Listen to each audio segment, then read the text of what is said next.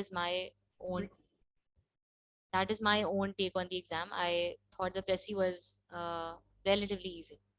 ठीक है, तो I spent around 45 minutes on my Pressy, and then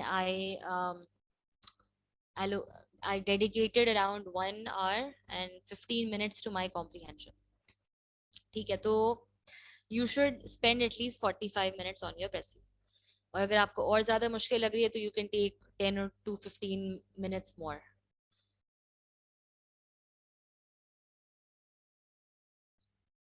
Okay, so the length of your Pressy, as I'm sure all of you would know कि जो Pressy होती है उसकी length होती है 1/3 or less of the original passage. जो आपका जो passage होता है उसकी 1/3 आपको अपने Pressy में लिखना होता है content. लेकिन एक और चीज़ भी important है कि आपको हमेशा इससे पहले कि आप क्वेश्चन प्रेसी का क्वेश्चन देखें और आप बस उसमें जंप कर जाएं, you should always read the question कि उसमें क्वेश्चन में उन्होंने आपसे पूछा क्या क्या. जैसे 28 के एग्जाम में उन्होंने एक ही चीज की थी कि उन्होंने लिखा था कि write a precis of this passage in 120 words. 120 थे या 150 थे, 120 थे. और बहुत से जो लोग थे उन्होंने उस चीज को नहीं देखा था और उन्होंने अपनी मर्जी से जो है वो उसकी लेंथ लिख दी थी, यानी 1/3 लिख दी थी. तो अब आई डोंट नो कि whether it was one of the factors that they failed और not, we can't know that for sure.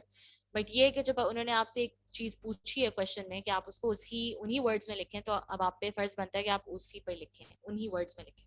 ठीक है. और मार्जिन ऑफ वर्ड्स जो होता है यही होता है कि आप 10 वर्ड्स कम भी लिख सकते हैं, 10 वर्ड्स जो है वो ज्यादा भी लिख सकते हैं. तो कोशिश करें कि इसी ब्रैकेट में आप अपनी प्रेसी को रैप अप कर लें. फिर you should always use third person language only. बहुत सारी जो प्रेसी होती है, बहुत सारे जो पैसेजेस होते हैं वो फर्स्ट पर्सन में लिखे होते हैं, लेकिन you don't have to use first person और even second person language. Always go for third person. ठीक है. और इस तरह के वर्ड्स बिल्कुल अवॉइड करें, you me we us mine I, जो बेसिकली फर्स्ट और सेकंड पर्सन में आते हैं. हमेशा थर्ड पर्सन में यूज करें. एक ऑब्जेक्टिव और ऑब्जेक्टिव व्यू जो है वो अपना दें अपने उस प्रेसी में. फिर you have to report the passage and you don't have to become a part of it. ठीक है. जब आप उस पैसेज को पढ़ें तो अपने जहन में ये तस्वर लाएं कि you are a spectator and you are observing all of this from a distance. ठीक है. और फिर आपने उसको रिपोर्ट करना है. You don't have to be a part of it. You don't have to give your input or your opinion on the passage. You just have to summarize, you just have to narrate it, you just have to report it. ठीक है. इसीलिए you have to use indirect speech and third person language.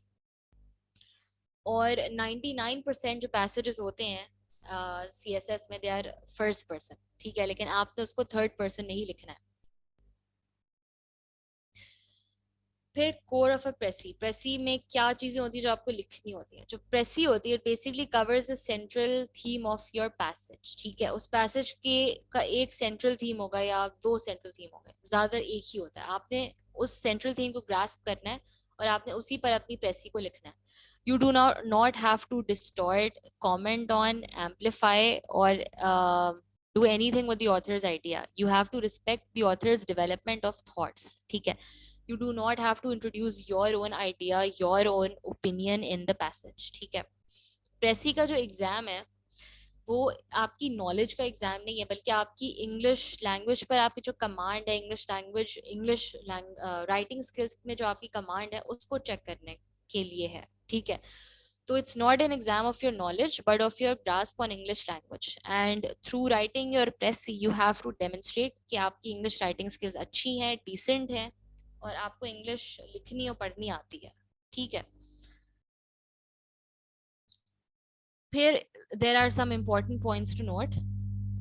This was the basically the formula that I used in my paper. जब भी जब मेरे सामने ऐसे का एग्जाम आए थे तो मैंने अपनी जो प्रेसी का एग्जाम आए थे तो अपनी पैसेज को 3 दफा पढ़ा था. ठीक है. पहली दफा मैंने उसको वैसे ही गो थ्रू कर लिया था जल्दी जल्दी. ठीक है. ताकि मुझे एक जनरल सा आइडिया मिल जाए कि वो किस बारे में बात कर रहे हैं, नहीं टॉपिक क्या है. फिर जब मैंने इसको दूसरी दफा पढ़ा था तो आई हाईलाइटेड सम की पॉइंट्स. ठीक है. कि ये की थीम्स हैं जो जिनके बारे में इस पे बात हो रही है. और तीसरी दफा पढ़ने के बाद I made a rough draft of my precis, ठीक है। फिर रफ ड्राफ्ट के बाद I made another draft of it, ठीक है, जैसे मैंने उसको और ज्यादा क्रिस्प और ज्यादा क्लियर बनाया। और फिर फाइनली मैंने इसका तीसरा ड्राफ्ट, जो फाइनल ड्राफ्ट था, मैंने वो लिखा था, ठीक है। तो your précis should be of one paragraph irrespective of the number of passages or length of the original passage। जो आपका ओरिजिनल पैसेज है उसमें चाहे जितने भी पैराग्राफ्स हो, उसकी लेंथ चाहे जितनी भी हो, आपकी जो प्रेसी होगी वो एक ही पैसेज में आएगी पूरी। You don't write 2 or 3 passages, you only right 1 passage, ठीक है, जिसमें आपकी पूरी जो प्रेसी है वो आ जाएगी। फिर you have to write your entire précis in your own words around 95%, but again you can borrow some of the key words, key jargon, key terminologies from your passage, जैसे for example capitalism, communism, globalization। इसके अलावा economics की terms होती हैं जैसे supply and demand। इस तरह की जो चीजें हैं, इन इन वर्ड्स और इन टर्मिनोलॉजीज के आपको सब्स्टिट्यूट्स नहीं मिल सकते, क्योंकि ये अपने अंदर एक कंप्लीट कॉन्सेप्ट है। तो आपने इन्हीं को यूज करना है अपनी प्रेसी में, अगर ये आपकी प्रेसी आपके पैसेज में मौजूद है। लेकिन उसके अलावा आप जितनी भी प्रेसी लिखेंगे, कोशिश करें कि आप इतने ज्यादा वर्ड्स ना बोरो करें, बल्कि अपनी ही अपने वर्ड्स में लिखें। फिर there are two key methods to go about a precis. एक जो मेथड है वो है central idea topic sentence method, और दूसरा जो है वो है क्रोनोलॉजिकल ऑर्डर ऑफ इवेंट्स। मैंने अपने एग्जाम में सेंट्रल आइडिया यानी मेथड नंबर 1 को इस्तेमाल किया था, and this is one of the best veg, it's also scoring approach. तो ये अप्रोच आप किस तरह से इस्तेमाल कर सकते हैं? सबसे पहले you have to read the passage, ठीक है, and you have to develop a basic understanding of the passage. Passage किस चीज के बारे में, किस टॉपिक के बारे में, किस थीम के बारे में, ठीक है।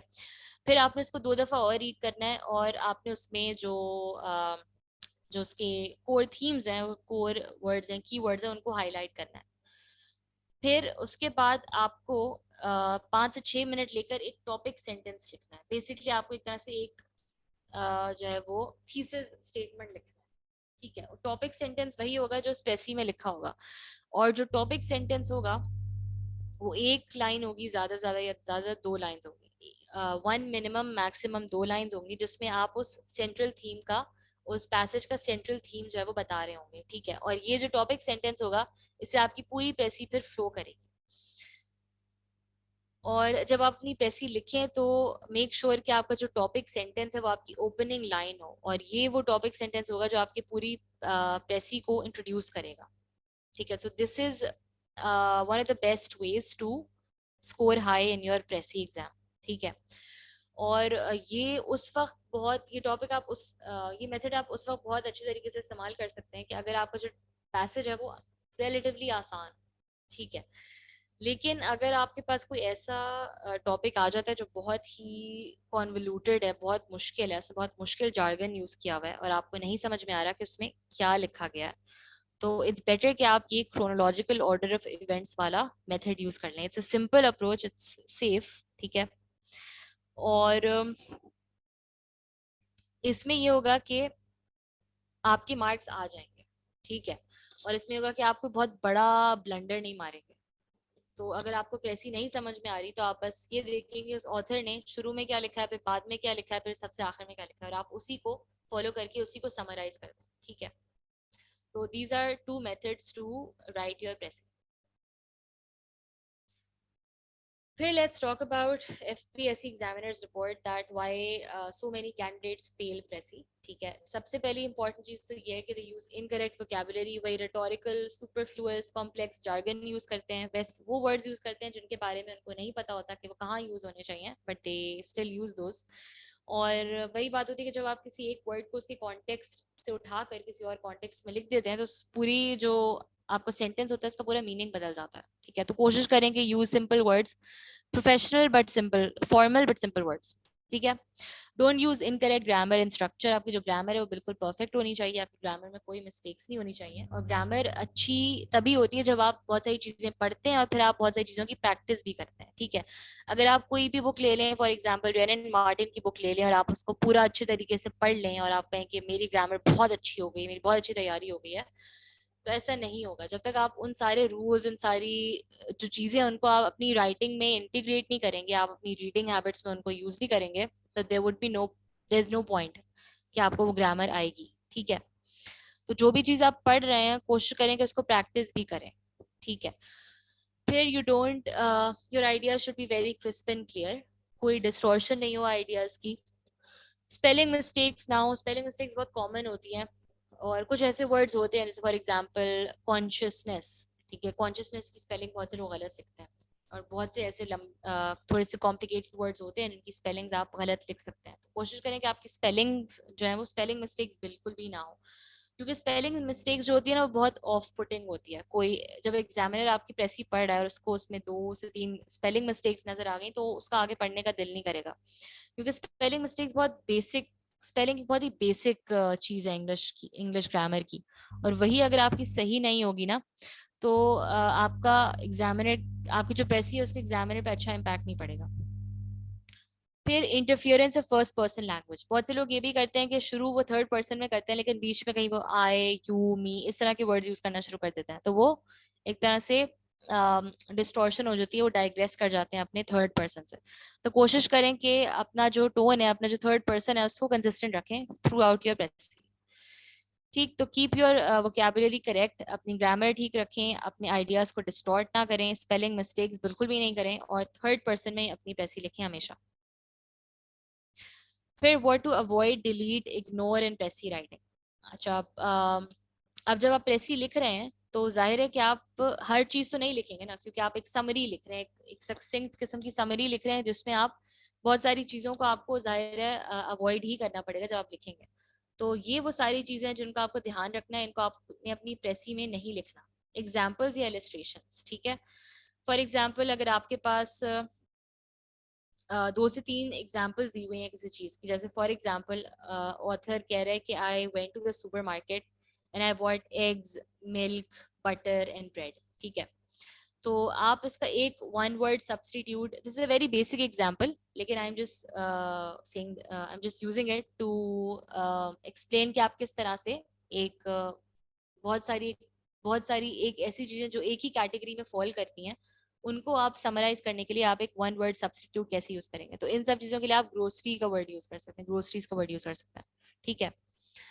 उसके अलावा statistics and dates, you don't have to mention those in your precis. Anecdotes, anecdotes होती हैं पर्सनल एग्जांपल्स जो ऑथर ने अपनी जिंदगी से एग्जांपल्स दी होती हैं, वो भी आपको यूज नहीं करती होती। कोटेशंस यूज नहीं करनी होती, डायरेक्ट स्पीच नहीं यूज करनी होती, idioms, analogies, phrases, complex sentences, ये वो सारी चीजें जो आपको अपनी प्रेसी में नहीं यूज करनी होती। फिर बात करते हैं टाइटल की, व्हाट इज अ टाइटल। अब जो टाइटल होता है, आपकी प्रेसी जो होती है वो 20 मार्क्स की होती है, और इसमें जो टाइटल होता है उसके 5 मार्क्स होते हैं, तो काफी मतलब एक मेजर चंक है मार्क्स का जो आपको अपने टाइटल से भी मिल सकता है। तो टाइटल बेसिकली एक वन फ्रेज समरी होती है आपके सेंट्रल आइडिया या आपके टॉपिक सेंटेंस की। अब आपका जो टाइटल है वो ना तो बहुत ज्यादा नैरो होना चाहिए, यानी बहुत ज्यादा स्पेसिफिक भी नहीं होना चाहिए, और बहुत ज्यादा जेनेरिक, बहुत ज्यादा ब्रॉड भी नहीं होना चाहिए। आपका जो टाइटल है it should be it should be lying towards the too broad spectrum, लेकिन बहुत ज्यादा ब्रॉड भी नहीं होना चाहिए आपका टाइटल। थोड़ा सा जेनेरिक हो बट बहुत ज्यादा जेनेरिक भी ना हो, ठीक है। क्योंकि अगर बहुत ज्यादा स्पेसिफिक हो जाएगा तो हो सकता है कि आप उसमें कोई गलती कर दें, ठीक है। क्योंकि आप बहुत ज्यादा स्पेसिफिक चीज अगर आप कोई लिखेंगे तो क्या पता वो प्रेसी का इतना बड़ा प्रेसी का इतना बड़ा हिस्सा ना हो, ठीक है। तो कोशिश करें कि आपका टाइटल जो है वो थोड़ा सा टू ब्रॉड वाले स्पेक्ट्रम की तरफ टिल्ट कर रहा हो, ठीक है। फिर it should B ideally it should be between 2 to 4 words और 5 इन एक्सट्रीम केसेस, ठीक है। 5 इज गुड, 5 से सर थोड़ा ज्यादा भी हो सकता है, 6 भी हो सकता है, लेकिन इससे ज्यादा नहीं हो, मतलब 10 वर्ड्स का टाइटल ना हो, ठीक है। बस ज्यादा से ज्यादा 5 से 6 वर्ड्स का हो। और कभी कभी टू वर्ड्स का नहीं हो पाता क्योंकि जो थीम होता है उसको आपको पूरा इनकैप्सुलेट करना होता है अपने टाइटल में, तो 2 वर्ड्स बहुत कम हो जाता है। तो कोशिश करेंगे 5 to 6 वर्ड्स तक अपना टाइटल कर लें। और एक वर्ड का टाइटल तो कभी भी नहीं हो सकता क्योंकि वो फिर it won't be doing justice to the passage. अच्छा, अब टाइटल को ढूंढने का सबसे अच्छा तरीका ये है कि it's usually in the beginning of your passage, या पे it's towards the end of your passage, ठीक है। और यही शुरू की आप 2-3 लाइंस पढ़ेंगे, एंड की 2-3 लाइंस पढ़ेंगे, तो आपको अंदाजा हो जाएगा कि इसका टाइटल क्या होना चाहिए। फिर 3/4 of the title would contain words from the passage, जबकि जो बाकी जो है वो आपकी अपनी वैल्यू एडिशन होगी, वो आपकी अपनी, आपका अपना जो है वो उस पैसेज की अंडरस्टैंडिंग होगी। फिर are some strategies for you. पहली स्ट्रैटेजी ये है कि use connecting words, hence however thus moreover adding on in addition to moving on. इनको आपने यूज करना है, मॉडरेशन में यूज करना है। ये नहीं कि आप हर लाइन के बाद जो है वो 10 या हर लाइन के बाद मोर ओवर नंदलेस ये यूज कर रहे हो, नहीं। You have to use these words ताकि आपका जो ऐसे जो आपकी प्रेसी है वो कॉम्प्रिहेंसिव लगे, कोहिजिव लगे। लेकिन इनको बहुत ज्यादा यूज भी नहीं करना, बस थोड़ा बहुत यूज करना है, 2 से 3 वर्ड्स आपने यूज करने हैं। और ताकि आपकी जो प्रेसी है वो कोहिजिव लगे। उसके अलावा एक और चीज कि अगर आप पैसेज पढ़े और आपको कुछ ऐसे आइडियाज हो जो आपको बिल्कुल भी समझ में नहीं आ रहे हो, क्योंकि हो सकता है कि उन 2-3 सेंटेंसेस में या तो कोई बहुत ही कॉम्प्लेक्स किस्म की वोकैबुलरी यूज हुई हो, या फिर आइडिया ही आपको समझ ना आ रहा हो, तो इट्स बेटर कि आप उस आइडिया को ऑल टुगेदर स्किप कर दें। ठीक है, आप उसको अपनी एसी में ना, प्रेसी में ना इस्तेमाल करें, बल्कि आप उसको स्किप कर दें। इससे बेहतर है कि आप कोई गलती करें और आप उसको गलत तरीके से इंटरप्रेट करें, इट्स बेटर कि आप उसको छोड़ दें। ठीक है। फिर you may or may not choose to write the total words in passage. अच्छा, कुछ लोग ये कहते हैं कि आपको टोटल वर्ड्स इन पैसेज और वर्ड्स यूज इन पैसेज जो है वो लिखना होता है। I did that in my exam, and I did that when I was writing mock exams as well. लेकिन बहुत से लोग होते हैं जो कहते हैं कि ये नहीं लिखना चाहिए, लेकिन आई थिंक ये आप लिख लें, क्योंकि इससे थोड़ा सा और ज्यादा क्लैरिटी हो जाती है। फिर वही बात कि you have to make a rough draft first on the last page of the answer sheet in chronological order of points, और your first point should be the topic sentence. ठीक है, आप 3 दफा प्रेसी को पढ़ें और उसके 2 रफ ड्राफ्ट्स बनाएं और एक फाइनल ड्राफ्ट बनाएं। जब आपका जो पहला रफ ड्राफ्ट होगा, it should contain only points. ठीक है, जो मेन मेन पॉइंट्स हैं आप वो लिख लें। फिर दूसरा जो ड्राफ्ट है आप उसमें एक पैसेज की फॉर्म में अपनी प्रेसी को लिख लें। और फिर जो तीसरा आपका फाइनल ड्राफ्ट होगा उसमें आप अपनी पूरी जो फाइनल प्रेसी है उसको लिख लें। और कोशिश करेंगे जब आप अपनी प्रेसी को पढ़ें, जब 3 दफा आप उसको पढ़ लें, तो उसका एक जो सेंट्रल थीम है, जो उसका क्रक्स है, उसको जरूर लिखें। उससे आपको बहुत क्लैरिटी हो जाएगी कि आपकी जो प्रेसी है वो किस डायरेक्शन में जानी चाहिए। फिर जब आप अपना फाइनल ड्राफ्ट लिख लें, अपना फाइनल ड्राफ्ट लिखने से पहले मेक श्योर कि आप उसको प्रूफ रीड करें, उसमें कोई ग्रामेटिकल एरर्स ना हो, उसमें कोई स्पेलिंग मिस्टेक्स ना हो, उसमें ऐसे कोई चीज़ ना हो। और फिर जब आपको पूरी तरह से तसल्ली हो जाए कि हाँ ये बिल्कुल परफेक्ट है, फिर आप उसको अपनी फाइनल जो पेज है उस पर लिख सकते हैं। फिर always write your precis in past tense और use the tense given in the passage consistently. ठीक है। बहुत से लोग जो है वो पास्ट टेंस में लिखते हैं, past tense is the safest option. लेकिन अगर आपकी प्रेसी, अगर आप उसको लिख रहे हैं प्रेजेंट टेंस में भी लिख रहे हैं, तो कोशिश करें कि प्रेजेंट टेंस जो है वो आप थ्रू आउट यूज कर रहे हो। ये ना हो कि आप शुरू में पास्ट से शुरू करें, फिर बीच में आप प्रेजेंट पे चले जाएं, फिर आखिर खत्म होते होते आपकी प्रेसी दोबारा से पास्ट में आ जाए।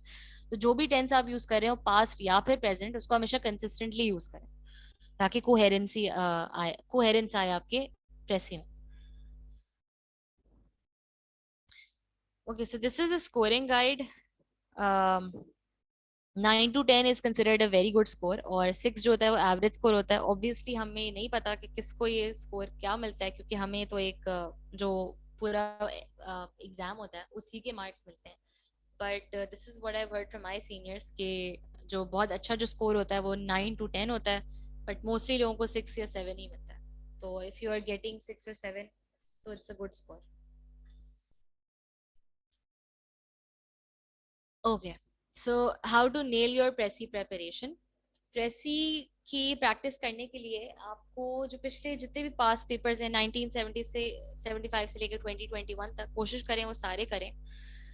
और उसी से आपकी अच्छी खासी प्रैक्टिस हो जाएगी। और कोशिश करें कि आप हर दिन एक प्रेसी जरूर करें। And whenever you write a precis, it's better to get it evaluated. ठीक है, get all of your work evaluated. अगर आप इवेल्युएशन नहीं करवा रहे तो इट्स अ मिस्टेक, क्योंकि जब आप अपना काम कर रहे होते हैं, लिख रहे होते हैं कोई चीज़, तो आपको बहुत अच्छी लग रही होती है, लेकिन जब कोई और उसको इवेल्युएट करता है with a fresh pair of eyes, तो उनको ऐसी बहुत सी चीजें नजर आती हैं जो शायद आपको लिखते हुए ना नजर आई हो या आपसे मिस हो गई हो। तो it's always a good idea to get your work evaluated, क्योंकि देखिए एग्जाम तो सभी लोग दे रहे हैं ना, लेकिन पास इतने कम लोग हो रहे हैं, वो इसलिए क्योंकि प्रॉपर तरीके से प्रेपरेशन नहीं कर पा रहे। लिखते हैं लेकिन फिर बीच में छोड़ देते हैं, कंसिस्टेंसी नहीं है, या फिर अपना काम इवेल्युएट नहीं करवा रहे। तो it's very important that you get your work evaluated, क्योंकि आपको नहीं पता होगा कि आप उसमें क्या मिस्टेक कर रहे हैं, लेकिन कोई और जो होगा, कोई और जो एक्सपर्ट होगा, उसको पता होगा कि उसमें क्या मिस्टेक्स हैं। तो जब भी आप अपना काम इवेल्युएट करवाएं, आप उसमें देखें कि उन्होंने क्या चीजें हाईलाइट की हैं, उनको नोट डाउन करें and then try to improve on those points.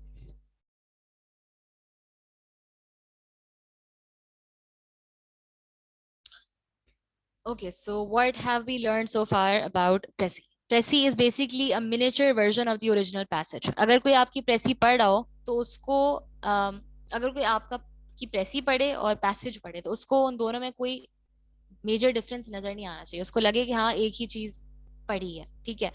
अगर उसमें डिफरेंसेस हैं, अगर लग रहा है कि प्रेसी में कोई ऐसी चीजें लिखी हुई हैं जो कि पैसेज में मेंशन नहीं थी, या फिर पैसेज की कोई इंपॉर्टेंट चीजों को प्रेसी में मेंशन नहीं किया गया, तो इट विल बी रॉन्ग, आपकी प्रेसी जो है वो गलत हो जाएगी। तो always think of your presi as a mirror version of your original passage, a miniature version of your original passage. फिर presi is basically judging your command on English language and not your knowledge of the subject. For example, if there is a subject, if there is a theme जिस पे आपने बहुत अच्छे तरीके से पढ़ा, for example अगर कोई पैलेस्टाइन पे कोई प्रेसी आ जाती है, ठीक है, और आपने पैलेस्टाइन पे बहुत अच्छी तैयारी की हुई है, तो हो सकता है कि लिखने के दौरान आप बहुत ज्यादा पैशनेट हो जाएं और आप एक दो ऐसे पॉइंट्स उसमें डाल दें जो कि प्रेसी में ना लिख जो कि पैसेज में ना लिखे हुए हो, आप उसको मतलब एक तरह से वैल्यू एडिशन कर दें, तो that is going to be a fatal mistake, ठीक है। वो आपकी प्रेसी जो है वो रिजेक्ट हो जाएगी, क्योंकि they are not asking you to give your opinion on the topic, they are basically asking you to summarise it succinctly, ठीक है। तो you just have to give a very you know comprehensive summary of the passage, that's it. You don't have to discuss it, you don't have to give your opinion on it, you don't have to analyze it, you don't have to do anything with the passage, you don't have to become a part of the passage, you just have to report the passage in your own words. फिर you have to dedicate 45 minutes to 1 hour to your presi exam, ठीक है। इस 45 minute से कम ना लें, 1 hour से कोशिश करें ज्यादा ना हो, ठीक है। एंड आई वुड सजेस्ट कि आप अपनी प्रेसी को सबसे पहले करें, because I did that. There are people who say कि you should do your presi question in the very end, but I would say कि it's wrong, क्योंकि प्रेसी जो होती है उसका उसका जो उसकी जो वेटेज है वो बहुत ज्यादा है, अराउंड 50% है प्रेसी के क्वेश्चन की वेटेज। तो अगर आप ये इंपॉर्टेंट क्वेश्चन सबसे पहले कर लेते हैं, फिर बाद में आप बाकी अपनी चीजें करते हैं, तो आपको थोड़ा सा एक रिलैक्सेशन, एक आप रिलैक्स फील करते हैं कि चलो जो मेजर चंक था पेपर का वो हो गया, ठीक है। तो कोशिश करें कि आप अपनी प्रेसी को सबसे पहले करें, ठीक है। चाहे वो जैसी भी हो, बहुत ज्यादा मुश्किल भी होगी तो कोई बात नहीं, अगर आपको थोड़ा ज्यादा टाइम भी उसमें लग गया तो कोई मसला नहीं, आपकी प्रेसी बिल्कुल फ्लॉलेस होनी चाहिए। और अगर प्रेसी थोड़ी सी मुश्किल होती है तो कॉम्प्रिहेंशन थोड़ी सी आसान वो लोग कर देता है, तो उसमें इतना मसला नहीं होगा। आप अपनी प्रेसी करें, फिर आप अपनी कॉम्प्रिहेंशन करें, फिर ट्रांसलेशन करें, और इसके बाद जो क्वेश्चन है आप उनको देखें, ठीक है। Always use third person language, never use one first person or second person language. You are reporting the topic, you are not becoming a part of it, you're not analyzing it, so use a third person objective view. फिर practice practice and practice, आप जितनी ज्यादा practice करेंगे उतनी ज्यादा आपको exam में कम nervousness होगी और आप उतनी ज्यादा अच्छे तरीके से एग्जाम को टैकल कर सकेंगे। ओके, सो यहाँ पर प्रेसी की बात खत्म हो जाती है। Before we move on to comprehension, if you have any questions regarding precis you may ask now. We Ma'am, have can you 5 minutes। जी जी। sorry, can you recommend any book to start with along with practice as well? Can you repeat your question? Can you recommend any book to start the practice as a beginner? As a beginner, तो I would say कि pressy writing है, there is a channel on the internet, it's called Grammarly. It's not a channel, it's a website. तो Grammarly use करें, it's very good. इसमें हर चीज जो होती है बहुत अच्छे तरीके से, जितने भी कॉन्सेप्ट्स होते हैं ना ग्रामर के हिसाब से, प्रेसी राइटिंग के हिसाब से, आप वो वहां से देख सकते हैं। उसमें हर चीज बहुत अच्छे से जो है एक्सप्लेन की हुई होती है। और रेन एंड मार्टिन थोड़ी सी टेक्निकल हो जाती है और थोड़ी सी वर्बोज भी हो जाती है। तो अगर आप बिल्कुल ही बिगिनर हैं और आप अभी स्टार्ट कर रहे हैं, तो आई वुड से कि आप ग्रामरली इस्तेमाल करें, वो बहुत अच्छा एक रिसोर्स है। और प्रेसी राइटिंग का ये है कि आप जो पुराने जो पेपर्स हैं, पास्ट पेपर्स हैं, उनकी प्रैक्टिस करें। और शुरू शुरू में अगर आप कर सकते हैं तो जो डॉन के एडिटोरियल्स होते हैं ना, आप उनकी प्रैक्टिस करने की कोशिश करें, क्योंकि उसमें जो लैंग्वेज यूज होती है वो यूजुअली आसान होती है। और जो टॉपिक्स होते हैं वो करंट अफेयर्स के ही होते हैं, तो आपको वो अच्छी तरीके से समझ में भी आ जाते हैं। तो बिगिनिंग के तौर पर आप डॉन की जो एडिटोरियल्स है उनकी प्रेसी बनाएं, फिर आहिस्ता आहिस्ता आप जो है वो ट्रांजिशन करें पास्ट पेपर्स की प्रेसी की तरफ।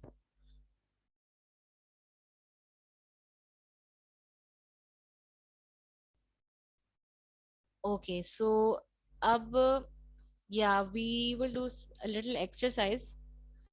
I will give you a passage और आप मुझे 10 मिनट में इसका थीसिस स्टेटमेंट या टॉपिक सेंटेंस जो है वो बता दें। I just copy paste it here.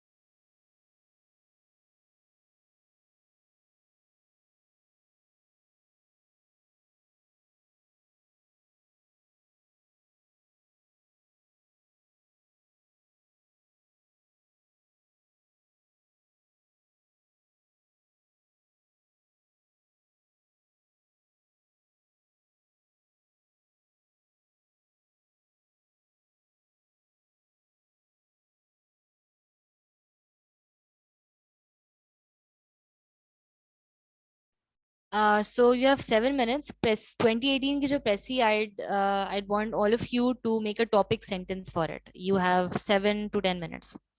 And please give me a thumbs up if you can see my message and if you can hear my voice.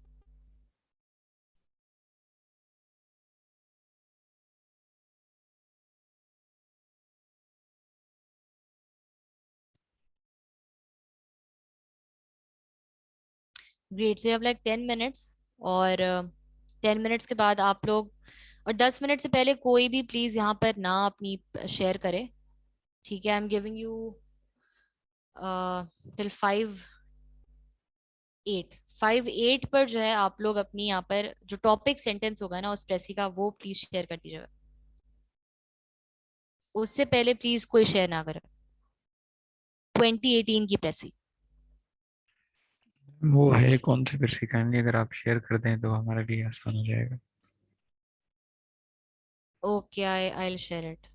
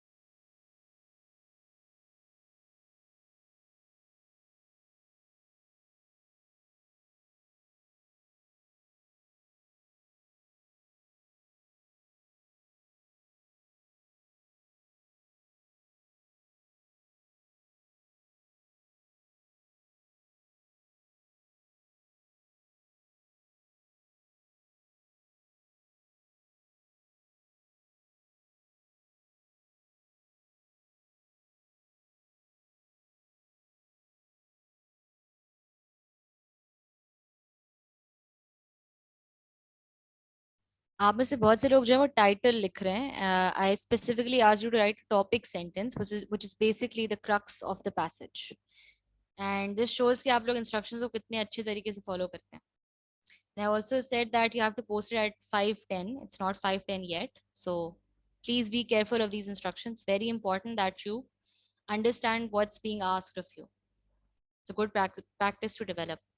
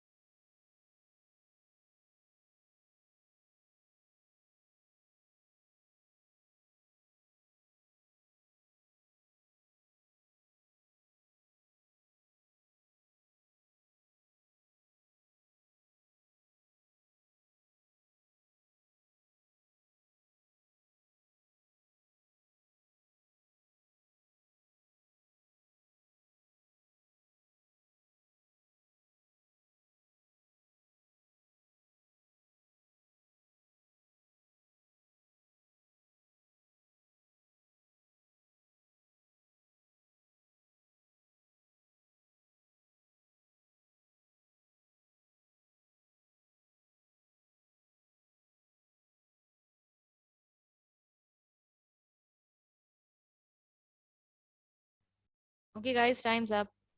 The change in okay, 1 second. The change in climate, season, and geography greatly affects the human lifestyle, whether directly.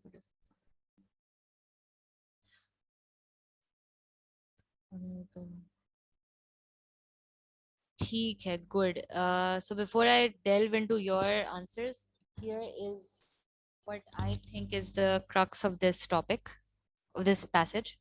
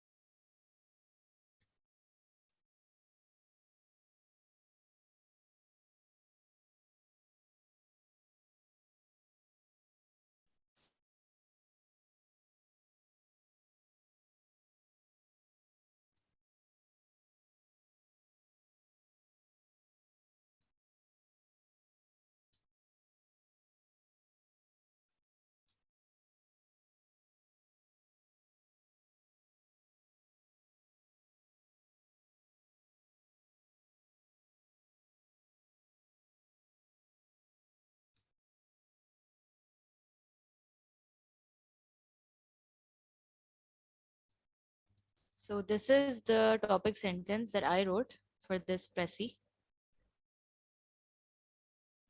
The European countries are mostly affected by cold. अच्छा इसमें affected नहीं होगा, affected होगा, और this is incomplete. And T should be capital. The change in temperature has impacts on human. This is incomplete. Northern Europe is the most beneficial country in terms of cold climate. This is also a bit incomplete. The European countries are mostly affected by cold. Affected hoga. Affected by cold. The climate of the Northern Europe is colder than the country's neighborhood of equator. This is also wrong. Change in climate, season, geography greatly affects the human lifestyle. Weather directly correlates with the amount of nourishment that our body requires to perform essential functions. नहीं, इससे basically जो इस प्रेसी का जो theme है वो ये कह रहा है कि जो बहुत ज्यादा सर्दी होती है उससे जो ह्यूमन बींग्स होते हैं उनकी जो एनर्जी लेवल्स होते हैं वो कम हो जाते हैं, नम हो जाते हैं, जबकि एक मॉडरेटली कोल्ड क्लाइमेट जो होता है वो हमारी जो एक्टिविटी है उस पर एक बहुत अच्छा इफेक्ट डालता है. So this was the crux of this passage. So anyway, do you guys have any other question regarding Pressy?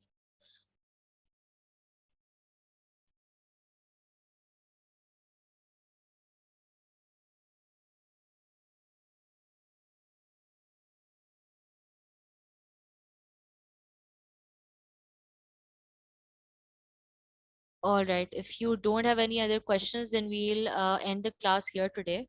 And in the next class, I'll talk about comprehension and title. Yeah, sure, you can send me a Pressy, I'll check it. You can email it to me.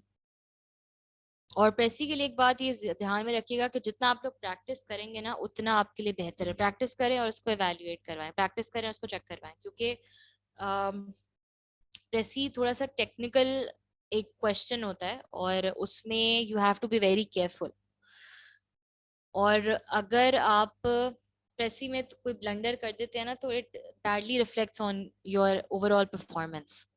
तो you should practice as much as you can. And यही बात है कि जितनी ज्यादा आप reading करेंगे, जितनी ज्यादा आप चीजें लिखेंगे, उतना ही आपके लिए बेनिफिशियल होगा. अभी आपके पास 1 साल है, बहुत बहुत टाइम है. आप इस टाइम को अच्छी तरीके से यूटिलाइज करें. ठीक है, अगर आप बिल्कुल ही बिगिनर हैं, अगर आपने पहले कभी भी बुक्स नहीं पढ़ी हैं, आपको इंटरेस्ट नहीं है, तो try to develop a reading habit. बहुत सारी चीजें पढ़ें. और जरूरी नहीं है कि आप बहुत ही डिफिकल्ट किस्म के, बहुत ही टेक्निकल किस्म के चीजों से आप स्टार्ट कर रहे हैं. If you're interested in a particular topic, for example, if you really like reading mystery novels, pick up a mystery novel and read it. English का अच्छा सा नॉवल लें और उसको पढ़ना शुरू करते हैं. ठीक है, और फिर आहिस्ता आहिस्ता 1-2 महीने बाद ट्रांजिशन करें किसी ऐसे टॉपिक की तरफ, किसी ऐसी बुक की तरफ जो कि आपके जो पेपर्स हैं, जो एग्जाम्स हैं, उनसे रिलेट करती हो. ठीक है, तो we'll just end the class here. You can take my email address from the admin. And I hope I'll see you guys in the next session. Allah Hafiz. Ma'am, I have a question if you're there. Ji sure, पूछें. So thank you. अगर कोई main point से थोड़ा deviate कर जाता है, for example sometimes आप main point को ग्रॉस नहीं कर सकते हो प्रेसी के, तो मतलब टोटली वो गलत हो जाएगी कि उसके कुछ मार्क्स मिल जाते हैं. अगर मेन आइडिया से बिल्कुल ही डिविएट करें तो फिर तो नहीं मिलेंगे मार्क्स. लेकिन उसमें यह है कि आप वो जो दूसरा मेथड मैंने कहा था ना, क्रोनोलॉजिकल ऑर्डर ऑफ इवेंट्स का, आप वो यूज कर लें. कभी कभी होता है प्रेसी बहुत ही टेक्निकल मुश्किल आ जाती है, तो अगर आपको बिल्कुल भी समझ नहीं आ रहा है तो आप टॉपिक सेंटेंस से स्टार्ट मत करें. आप बस उस ऑथर ने जिस तरह से अपना पैसेज लिखा हुआ है, आप भी उसी तरह से जो जो मेन पॉइंट्स आपको समझ आ रहे हैं, आप उनको समराइज करते हुए अपनी प्रेसी लिख लें. Only right the topic sentence अगर आपको बिल्कुल श्योरिटी है कि हाँ यही है इसका टॉपिक सेंटेंस, तब आप लिखें. अगर आपको श्योरिटी नहीं है तो टॉपिक सेंटेंस मत लिखें, जरूरी नहीं है. ठीक है ma'am, thank you so much. अल्लाह हाफिज. No problem. अल्लाह हाफिज.